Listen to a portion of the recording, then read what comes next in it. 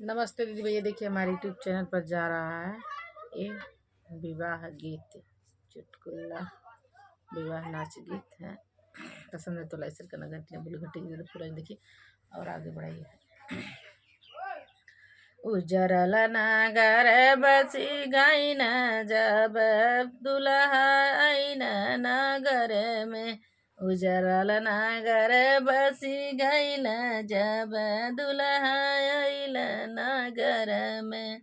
जब दुल्हा सड़कियों पर आइल, जब दुल्हा आइल सड़कियों पर आइल। सुखल दूबी पसर गईल हो जब दुल्हा नगरे में आइल। उजरल नगर बसी गईल जब दुल्हा नगरे में आइल। जब दुल्हा आइला दुआरवा पे आइला, जब दुल्हा आइला दुआरवा पे आइला। उजरल नगर बसी गईला जब दुल्हा दुआर पे आइला। उजरल नगर बसी गईला जब दुल्हे दुआर पे आइला। जब दुल्हा गईला हो फुलवरिया, जब दुल्हा गईला हो फुलवरिया।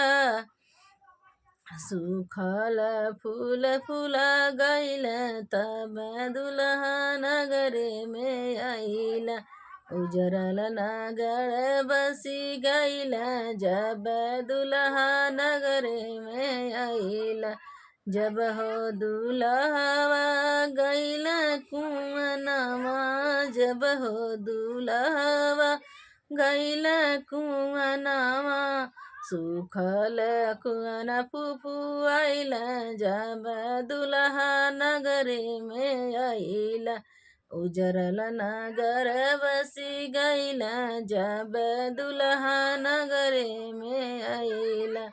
जब दुल्हा आइल होवर दुआरवा, जब दुल्हा आइल होवर दुआरवा।